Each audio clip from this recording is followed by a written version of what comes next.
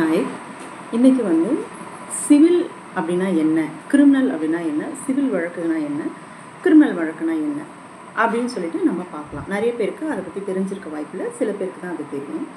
இப்போது பார்த்தீங்க அப்படின்னா சிவில் அப்படின்னா என்னென்னா உரிமையியல் குற்றம்.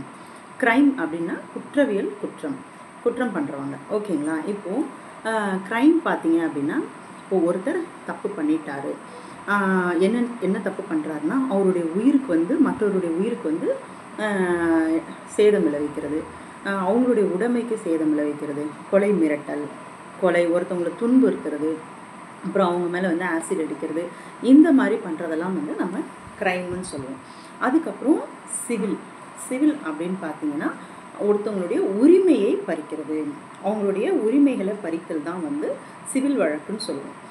என்னென்ன பார்த்தீங்க அப்படின்னா இப்போது அவங்களோட வியாபாரத்தை நம்ம கெடுக்கிறது, இல்லை அவங்களோட லேண்டை வந்து நம்ம எடுத்துக்கிறது, அவங்களோட சொத்தை வந்து நம்ம பறிமுதல் பண்ணிக்கிறது, இல்லை அவங்கள்ட்ட கொடுக்கல் வாங்கலில் வந்து நமக்கு பிரச்சனை, இதெல்லாம் வந்து சிவில் அப்படின்னு சொல்லுவாங்க.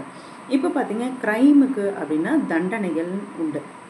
இப்போ க்ரைம் பண்ணுறவங்களுக்கு வந்து பார்த்திங்கன்னா கொலை குற்றம் அதெல்லாம் பண்ணுறவங்களுக்கு வந்து 7 ஆண்டு தண்டனைகள், 10 ஆண்டு தண்டனை, கடுங்காவல் தண்டனை, மரண தண்டனை அப்படின்னு சொல்லிட்டு நிறைய இருக்குது. அதில் வந்து காம்பன்சேஷனும் கண்டிப்பாக ஃபைனுமே அவங்க வந்து பண்ணணும்.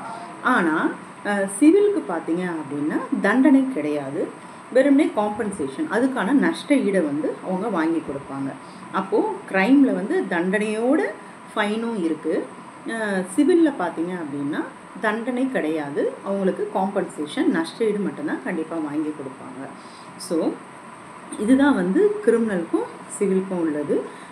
க்ரைம் அப்படின்னு பார்த்தீங்கன்னா ஐபிசி அப்படின்னு சொல்லுவாங்க, அதுக்கப்புறம் CrPC criminal procedure code, Indian penal code, இதைப்படி தான் க்ரைமில் வந்து தண்டனை கொடுப்பாங்க.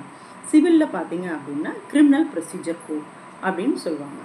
ஸோ க்ரைமுக்கும் சிவிலுக்கும் இதுதான் வித்தியாசம். க்ரைம் அப்படின்னா குற்றவியல் குற்றம், சிவில் அப்படின்னு பார்த்தீங்கன்னா உரிமையியல் குற்றம், ஒருத்தரோட உரிமைக்காக போராடுறது, வாதாடுறது, ஒரு கோர்ட்டில் போயிட்டு நம்ம கேஸ் போட்டு அவங்களுக்கான நஷ்டஈடு காம்பன்சேஷன் வாங்குறது.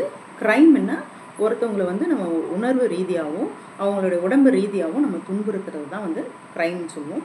அதுக்கான தண்டனை ப்ளஸ் ஃபைன் இதோடு போட்டு வாங்கி கொடுப்போம்.